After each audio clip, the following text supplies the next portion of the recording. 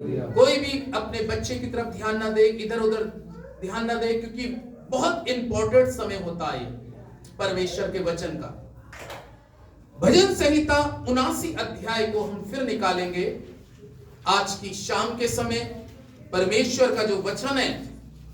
और आज इस उपवास के सेकंड वेडनेसडे में परमेश्वर का वचन भजन संहिता 79 अध्याय, और 79 अध्याय के अंदर में पहली आयत मैं आपके साथ पढ़ रहा हूं। हे परमेश्वर, अन्य जातियां तेरे निज भाग में घुस आईं और उन्होंने तेरे पवित्र मंदिर को अशुद्ध किया और यरूशलेम को खंडर बना दिया। परमेश्वर अपने वचन पर आशीष दे, आमीन। यहां पे खुदा का बंदा दाऊद एक बहुत गहरी बात कह रहा है। आपको वचन तभी समझ में आ सकता है जब आप प्रार्थना के साथ बैठे। जब यहां से वचन चलता है तो आप भी मेरे लिए प्रार्थना ये करा करिएगा कि जो परमेश्वर मेरे मुंह के अंदर में शब्द दे और जो निकले वो हमारी कलीसिया के लिए, हम सब के लिए उन्नति का कारण बने। हालेलुया। इसलिए जितना समय परमेश्वर के वचन का प्रचार होता है, मैं सभी से रिक्वेस्ट करूंगा कि आप प्रार्थना के साथ में बैठिए और मेरे लिए भी प्रार्थना करिए कि मैं जो कुछ बोलूं वो परमेश्वर जो दे उसको मैं आपके बीच में शेयर करूं, ताकि आप उसके द्वारा आशीष पाएं। तो दाऊद 79 भजन संहिता के अंदर में क्या कह रहा है, पढ़ा आपने? हे परमेश्वर, अन्य जातियां तेरे निज भाग में घुस आए।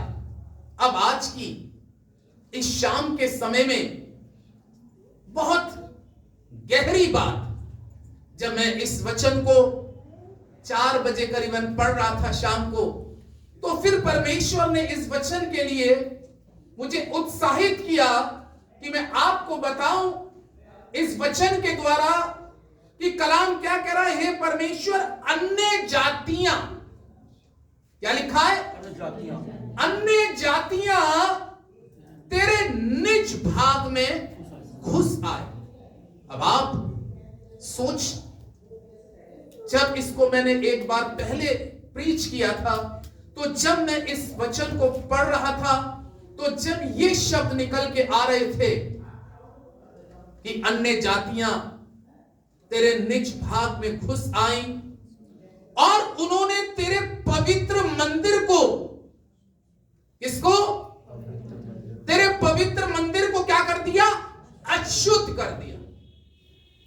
तो हम इंसान हैं, क्योंकि हमारे पास में इंसानी बुद्धि भी कभी कभी काम करती है। क्योंकि इस वचन को पढ़ने के बाद जब तक आपके पास में स्वर्गीय बुद्धि ना हो, क्योंकि ये वचन स्वर्गीय और ये वचन स्वर्ग से उतरा है, इसलिए इस वचन को समझने के लिए आप परमेश्वर से, सभी से कहूंगा कि जब आप इन उपवास के दिनों में परमेश्वर से प्रार्थना उपवास के साथ कर रहे हैं, तो आप परमेश्वर से यह भी प्रार्थना करिएगा, प्रभु मुझे समझने के लिए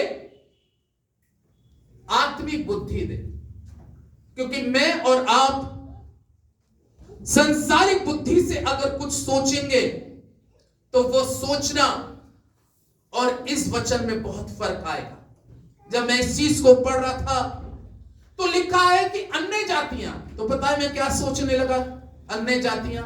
और बहुत से लोग अन्य जातियां यही सोचते हैं कि अगर हम क्रिश्चियन हैं या ईसाई हैं तो हम अन्य जातियां किसको समझते हैं? हिंदू को, मुस्लिम को, सिख को, तमाम इन लोगों को, इसी को तो हम अन्य जातियां सोचते हैं। लेकिन इनके लिए ये परमेश्वर का वचन नहीं कह रहा। मैं परमेश्वर से प्रार्थना में उस पीरियड में ये भी प्रार्थना करी है, प्रभु मेरे साथ तो जितने लोग तेरी संगति में हैं ये सब अन्य जातियां हैं, और ये अन्य जातियों में से ही तेरे वचन की नजदीकताई में आए हैं। हालेलुया। तू कौन सी जातियों के बारे में बात कर रहा है परमेश्वर? कौन सी जातियों ने तेरे पवित्र मंदिर को अशुद्ध कर दिया? कौन सी जातियां तेरे पवित्र मंदिर को अशुद्ध कर रही हैं, उनको खंडन कर रही हैं? मैं सोच रहा हूं बिल्डिंग के अंदर में, पहले मेरा दिमाग कहने लगा शायद बिल्डिंग के अंदर में ऐसे लोगों के लिए परमेश्वर का कलाम कह रहा है, लेकिन ये एक बिल्डिंग है, ये हाथ की बनाई हुई बिल्डिंग है। इसमें कोई भी आ सकता है और प्रभु की आराधना कर सकता है, लेकिन तब परमेश्वर की आत्मा ने इस चीज के बारे में बताया कि ये अन्य जातियां क्या हैं जो हमारे मंदिर में घुसकर हमारे मंदिर को अशुद्ध कर रहे हैं। हालेलुया। कौन सी अन्य जातियां हैं? प्रभु के वचन में से पहला कुरिन्थियों 6 अध्याय को अगर आप निकालें मेरे साथ पढ़ने के लिए, पहला कुरिन्थियों 6 अध्याय, तो अब आपको पता चलेगा कि कौन से मंदिर को अशुद्ध किया है। और यहां पर 6 अध्याय, पहला कुरिन्थियों 6 अध्याय के अंदर में, जिसको मिलता है पढ़ दीजिएगा जरा जल्दी से। किसी को नहीं मिला? पहला कुरिन्थियों 6 अध्याय का 19वां पद, कस के पढ़े माइक से। क्या तुम नहीं जानते कि तुम्हारी देह पवित्र आत्मा का मंदिर है? क्या तुम नहीं जानते कि तुम्हारी देह पवित्र आत्मा का क्या है? मंदिर है, जो तुम में बसा हुआ है। आप समझे परमेश्वर का वचन क्या कह रहा है? पहली बात जो मैंने आपके साथ पढ़ी भजन संहिता 79 के अनुसार, हे परमेश्वर, अन्य जातियां तेरे पवित्र मंदिर में घुस आई और उन्होंने तेरे पवित्र मंदिर को क्या कर दिया? अशुद्ध कर दिया। अशुद्ध। अब पवित्र मंदिर क्या है? क्या मैं और आप जो एक बिल्डिंग होती है उसको बोलते हैं? नहीं। कौन से पवित्र मंदिर को अन्य जातियों ने अशुद्ध किया? इस देह को। कलाम कह रहा है, परमेश्वर का वचन कह रहा है, इस देह के अंदर में अन्य जातियां घुस आई। मैं लास्ट में इसको बताऊंगा कि ये अन्य जातियां क्या हैं। अभी आपको बहुत डीपली तरीके से इस वचन को समझने की जरूरत है कि अन्य जातियां क्या हैं। मैं एक बार जब कानपुर के अंदर में प्रचार कर रहा था और यही प्रचार कर रहा था, तो कुछ लोग बैठे थे और मैंने जब इस प्रचार को आरंभ किया तो मैंने कहा अन्य जातियां क्या हैं? तो लोगों की सोच में पता है क्या आया? अन्य जातियां वो आई कि गैर मजहब के लोग। लेकिन नहीं, प्रभु यीशु मसीह तो कलाम में लिखा है इस संसार में सबके लिए आया है। हालेलुया। बाइबल में क्या लिखा है कि जितने उस पर विश्वास करेंगे वो सब जातियों के लिए आया। लेकिन मैं आपको ये डायरेक्शन देना चाहूंगा कि कौन सी जातियां और कौन सी अन्य जातियां हमारे जीवन में घुस आई। पौलुस यहां पर इस पद के अंदर में कहता है, क्या तुम नहीं जानते कि तुम्हारी देह पवित्र आत्मा का? और मंदिर में कौन घुस आया? अब सुनिए, तुम्हारी देह पवित्र आत्मा का मंदिर है, यानी कि तुम्हारी देह के अंदर में तो यीशु होना चाहिए था। तुम्हारी देह के अंदर में तो परमेश्वर का वचन होना चाहिए था। तुम्हारी देह के अंदर में तो परमेश्वर की स्तुति महिमा होनी चाहिए थी। लेकिन इस देह के अंदर में, इस मंदिर के अंदर में पौलुस क्या कह रहा है कि इसमें कौन घुस आए? अन्य जातियां घुस आई। ये पवित्र आत्मा का मंदिर है। हालेलुया। इस बिल्डिंग को किसी मिस्त्री ने बनाया है। ध्यान से सुनिएगा, इस बिल्डिंग को किसी मिस्त्री ने बनाया है जिसमें हम खड़े होकर आराधना कर रहे हैं। लेकिन इस देह को किसी मिस्त्री ने नहीं बनाया, इसको परमेश्वर ने बनाया। किसने बनाया है इस देह को? अब इस देह को जिसको परमेश्वर ने बनाया है, अब उस देह के अंदर में उसने बनाने के बाद में इसको पता है क्या कहा? क्या तुम नहीं जानते कि तुम्हारी देह पवित्र आत्मा का मंदिर है? हालेलुया। ये पवित्र आत्मा का मंदिर बताया गया है। मंदिर ये है, मंदिर ये है चर्च, जिसके अंदर में प्रभु यीशु मसीह निवास करता है। लेकिन इसमें जिसको निवास करना चाहिए था वो निवास नहीं कर रहा। बाइबल कह रही है कि इसके अंदर में तो अन्य जातियां प्रवेश कर गई और उन्होंने तेरे पवित्र मंदिर को क्या कर दिया? अशुद्ध कर दिया। हालेलुया। तेरे पवित्र मंदिर को क्या कर दिया? अशुद्ध कर दिया। अब मुझे और आपको परमेश्वर उस अशुद्धता से, इन लैंड्सडे का अर्थ यही है, उपवास के दिनों का मतलब यही है कि उन चीजों से जो हमारे जीवन के अंदर में घुस चुकी है, उन चीजों से हमें अलग होना बहुत जरूरी है। आमीन। वो चीजें जो हमारी देह के अंदर में आकर हमारे मंदिर को अशुद्ध कर रही हैं, या हम अशुद्धता के अंदर में आ गए हैं। परमेश्वर का कलाम में यहां पर लिखा है, क्या तुम नहीं जानते कि तुम्हारी देह पवित्र आत्मा का मंदिर है? लेकिन पवित्र मंदिर के अंदर में अन्य जातियां घुस गई और उन्होंने परमेश्वर के मंदिर को क्या कर दिया? अशुद्ध कर दिया। इन उपवासों में जो हमारे अंदर में घुस गया है, अगर प्रभु का वचन घुसा हुआ है तो उसको बरकरार बनाए रखिएगा। लेकिन अगर अन्य जातियां इसके अंदर में घुस गई हैं तो इन उपवासों के दिन में इन अन्य जातियों से आपको अलग होना बहुत जरूरी है। हालेलुया। इन अन्य जातियों से आपको अलग होना बहुत जरूरी है प्रभु के लोगों, क्योंकि ये आपकी देह को दिन प्रतिदिन, इस टेंपल को, इस मंदिर को अशुद्धता में ले जा रही है। और अशुद्धता ही में यदि मनुष्य संसार को छोड़ देता है तो उसके लिए केवल जहन्नम है, यानी कि नरक। वर्तमान समय में आज परमेश्वर ने मुझको और आपको ये अवसर दिया है, समय दिया है, मौका दिया है कि मैं और आप इन अन्य जातियों से अपने आप को क्या कर ले? अलग करें, क्योंकि तुम्हारी देह पवित्र आत्मा का मंदिर है। अब देखते हैं परमेश्वर का कलाम नहमीया की पुस्तक में क्या कहता है।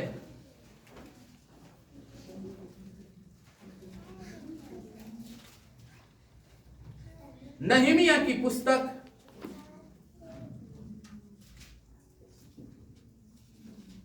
9 अध्याय, सब निकालें। ये नहमीया की पुस्तक 589 नंबर पेज पर है, 589 पेज संख्या नहमीया में। अब देखिए, जो अन्य जातियां हमारे मंदिर के अंदर में घुस चुकी हैं, जिन्होंने हमारे पवित्र मंदिर को क्या कर दिया है? अशुद्ध कर दिया। अब हम उन अन्य जातियों को समझेंगे कि उन अन्य जातियों से इज़राइल भी अलग हो रहा था। हालेलुया। इज़राइल के लोग भी अलग हो रहे थे। नहमीया की पुस्तक 9 अध्याय के पहले 3 पद में देख रहा हूं। फिर उसी महीने के 24वें दिन को इज़राइली उपवास का टाट पहने और सिर पर धूल डाले हुए क्या हो गए? इकट्ठे हो गए। तब इज़राइल के वंश के लोग सब अन्य जाति लोगों से क्या हो गए? अलग हो गए और खड़े होकर अपने अपने पापों और अपने पुरखाओं के अधर्म के कामों को मान लिया। तब उन्होंने अपने अपने स्थान पर खड़े होकर दिन के 1 पहर तक तो अपने परमेश्वर यहोवा की व्यवस्था की पुस्तक पढ़ते और 1 पहर अपने पापों को मानते और अपने परमेश्वर यहोवा को धन्यवाद करते। हालेलुया। इस्राएलियों के लिए लिखा है। 24वें दिन को इज़राइल के लोग उपवास और प्रार्थना के साथ परमेश्वर की दुहाई दे रहे हैं। और जब वो उपवास के साथ परमेश्वर की दुहाई दे रहे हैं, तो बाइबल में लिखा है कि तब वो उपवास के साथ में परमेश्वर की जब दुहाई दे रहे, तो कलाम में अभी क्या पढ़ा? उपवास के साथ, पश्चाताप के साथ वो अन्य जातियों से क्या हो रहे थे? अलग हो रहे थे। आमीन। अन्य जातियों से क्या हो रहे थे? अलग।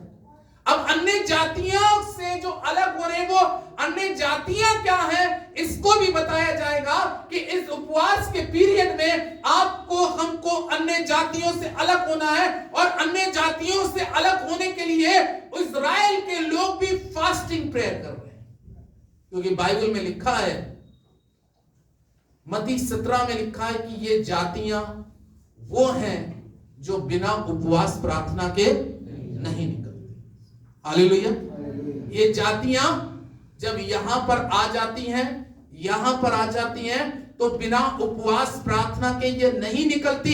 इसलिए परमेश्वर का जीवित और पवित्र और सामर्थी कलाम हमें इस प्रकार से बतला रहा है कि वो इस अन्य जातियों को अपनी देश से कैसे निकाल ले। कलाम में लिखा है कि जब इस देश के अंदर में अन्य जातियां आ गई, तो वचन कह रहा है कि उन्होंने इस मंदिर को अशुद्ध कर दिया। जब मंदिर को अशुद्ध कर दिया, तो उस अशुद्धता से निकलने के लिए, अन्य जातियों से अलग होने के लिए इज़राइल के लोग, बाइबल में अभी पढ़ा हमने कि वो उपवास प्रार्थना कर रहे थे। क्या कर रहे थे? उपवास प्रार्थना कर रहे थे। और जब वो उपवास प्रार्थना कर रहे थे, पढ़िएगा भैया सुनील भाई अब जरा, तो क्या हुआ? उपवास प्रार्थना कर रहे थे पहले पद से। फिर उसी महीने के 24वें दिन को इज़राइली उपवास का टाट पहने हुए और सिर पर धूल डाले हुए इकट्ठे हो गए। तब इज़राइल का वंश के लोग जो अन्य जातियों से अलग किए हुए थे, क्या हो गए? अलग हो गए। कहां से अलग हो गए? अन्य जातियों से। यानी कि ये वो जातियां जो दाऊद कह रहा है कि हे परमेश्वर, तेरे भवन के अंदर में, तेरे पवित्र मंदिर में अन्य जातियों ने आकर अपना क्या कर लिया? डेरा कर लिया। और उन्होंने तेरे पवित्र मंदिर को क्या कर दिया? अशुद्ध कर दिया। अब उस अशुद्धता से निकलने के लिए प्रभु के लोगों, मैं आपको बताना चाहता हूं कि हमें उस अशुद्धता से बाहर निकलने के लिए हमें उपवास प्रार्थना करना बहुत जरूरी। हालेलुया। उपवास प्रार्थना। और वो उपवास प्रार्थना के साथ साथ क्या कर रहे हैं? मालूम है उपवास प्रार्थना के साथ क्या कर रहे हैं? परमेश्वर का वचन इस प्रकार से कहता है कि वो दिन के एक पहर तो परमेश्वर के वचन को पढ़ते हैं। दिन के एक पहर तो परमेश्वर के वचन को पढ़ते हैं, और दूसरे पहर वो अन्य जातियों से अलग हो रहे हैं। आमीन।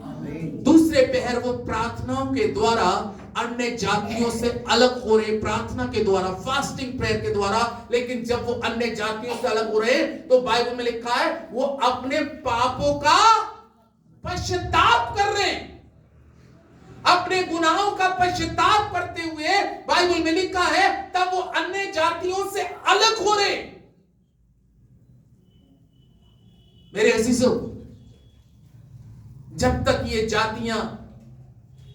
जातियां तो हमने सुनी हैं, लेकिन अन्य जातियां, ये बहुत सी जातियां हैं जो लास्ट टाइम में आपको लास्ट चैप्टर में पढ़ने को मिलेगा। लेकिन लिखा है जब वो इज़राइल के लोग फास्टिंग प्रेयर के साथ, लिखा है टाट ओढ़कर, राख डालकर, उस समय की व्यवस्था होती थी कि जब कोई दुखी होता था, जब कोई बहुत ज्यादा शोकित होता था, या किसी के ऊपर में बहुत बड़ा दुख का पहाड़ टूटा होता था, तो जब वो उपवास प्रार्थना रखता था, तो उस समय की व्यवस्था ये थी, विधि ये थी कि लोग राख नीचे बिछाते थे, राख, और राख पर बैठकर सिर पे धूल डाल के, टाट ओढ़ के, उससे जाहिर हो जाता था कि ये व्यक्ति बहुत शोक में या बहुत दुख में, और अपने दुख को वो फास्टिंग के साथ परमेश्वर के आगे रखते थे और इस चीज का वो मलाल करते थे कि जो हमसे गलतियां हुई और गलतियां होती चली जा रही हैं। वो इस वचन को पढ़ते थे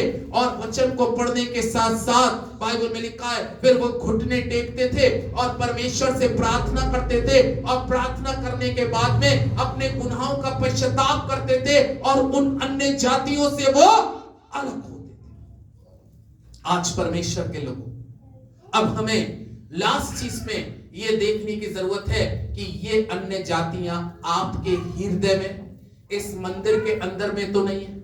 यदि आज आपके हृदय के अंदर में ये अन्य जातियां आ चुकी हैं, तो इजराइल अन्य जातियों से कैसे अलग हुआ? उपवास प्रार्थना के द्वारा और वचन और प्रार्थना के द्वारा, पश्चाताप के साथ वो अन्य जातियों से अलग हुआ। इसलिए यदि आपके जीवन में ये अन्य जातियां आज भी हैं, तो प्रभु के लोगों, आपको क्या करने की जरूरत है? परमेश्वर का वचन साफ शब्दों में कहता है, और क्या कहता है प्रभु के लोगों, इसको देखें। पहला पत्रस 4 अध्याय। अब देखिए ये कौन सी अन्य जातियां हैं जो हमारे जीवन में आकर हमारे हृदय को अशुद्ध कर रही है, हमें पूरी तरीके से अशुद्ध कर दिया है। इसमें परमेश्वर का वचन इस प्रकार से कहता है, पहला पत्रस 4 अध्यायों में अन्य जातियों के नाम लिखे। अब अगर ये जातियां आपके अंदर में हैं, अगर ये जातियां आपकी देह में आ चुकी हैं, तो इसको इन उपवास प्रार्थनाओं में, जैसे इजराइल उपवास प्रार्थना में अन्य जाति से अलग हुआ, वैसे आपको इस उपवास में अन्य जातियों से अलग होना है। ये अन्य जातियां कौन सी हैं? 4 अध्याय का 3 पद।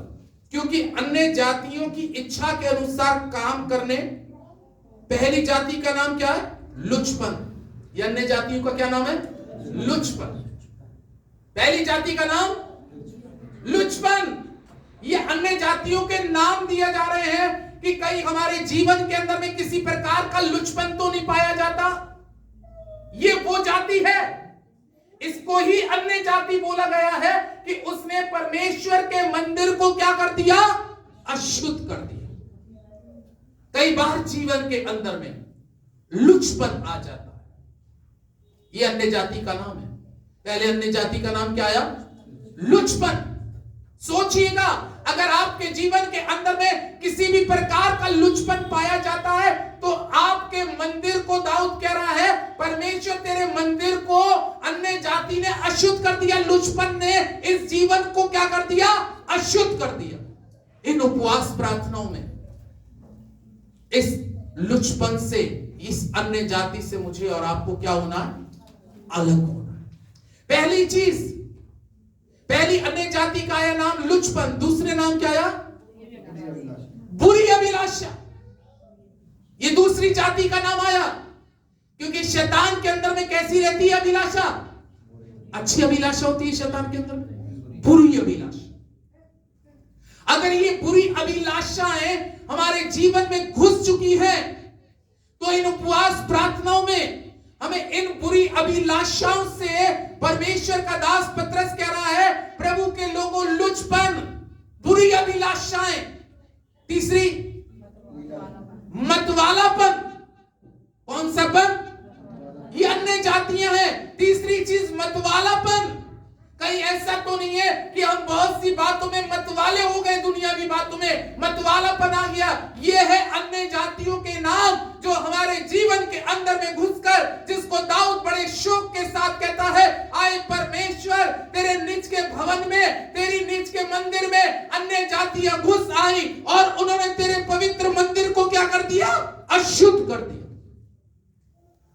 इसके कारण हमारे जीवन के अंदर में ये अन्य जातियों के नाम पाए जा रहे हैं। प्रभु के लोगों, मैं आपको बताऊं, जिन्होंने आकर इस पवित्र मंदिर को क्या कर दिया? अशुद्ध कर दिया। अगर हमारे अंदर में लुचपन है, तो ये मंदिर कैसा है? अच्छा है। अगर इसमें लुचपन है, तो ये मंदिर अच्छा है। अगर इसमें बुरी अभिलाषाएं किसी के प्रति, तो अच्छा है। इसके अंदर में पाप है तो क्या अच्छा है? यही तो अन्य जातियों का नाम लिखा है। कितने नाम उसने गिनाए यहां पर बाइबल में। पहला नाम लिखा है कि लुचपन, फिर बुरी अभिलाषाएं, फिर कह रहा मतवालापन, लीला कीड़ा यानी कि पाप, बहुत बड़ा पाप, पियक्कड़पन और घृणित मूर्ति पूजा में जहां तक हमने समय बिता दिया, गवा दिया।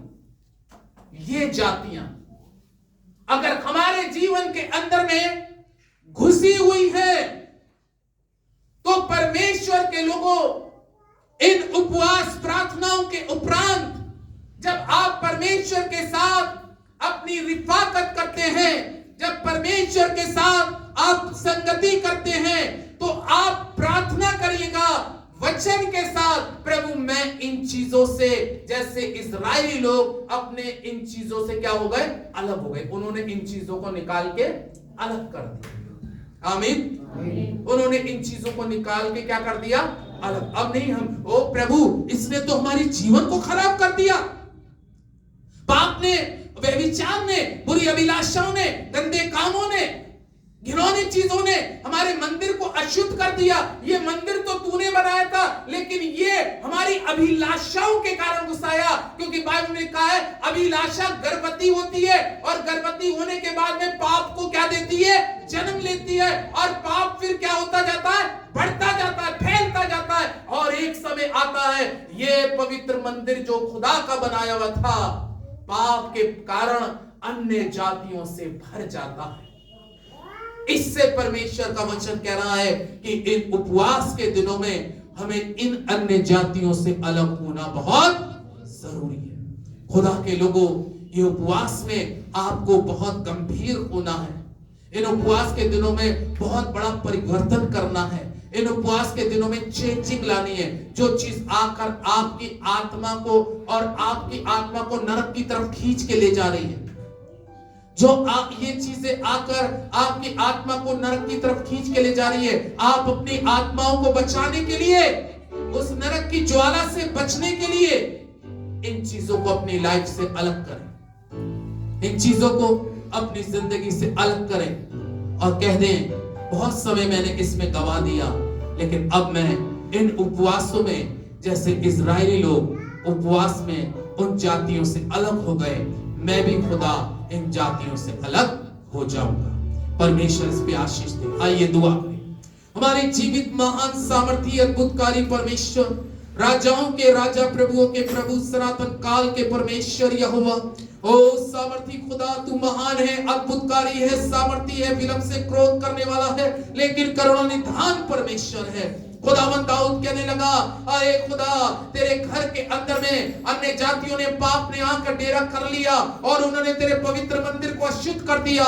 लेकिन हमने जब पढ़ा नियमीय की पुस्तक के अंदर में कि अन्य जातियों से इजराइल के लोग उपवास के साथ अलग हो गए।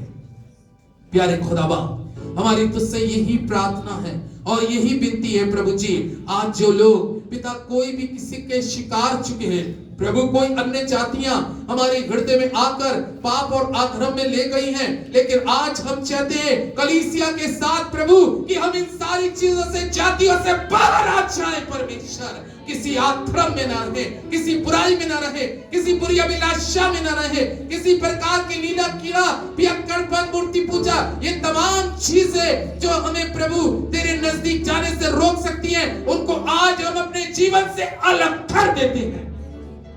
और इन उपवास प्रार्थनाओं में हम तेरे हाथों में इस कलीसिया को समर्पण करते हैं प्रभु, कि ये कलीसिया तेरी है प्रभु। बेशक थोड़े लोग हैं, लेकिन थोड़े ही तेरे राज्य के वारिस होंगे, ये तेरा कलाम कहता है। इसलिए थोड़े हो, अच्छे हो, पवित्र हो, निर्दोष हो, तेरे आगे खड़े होने लायक होने पाए प्रभु जी।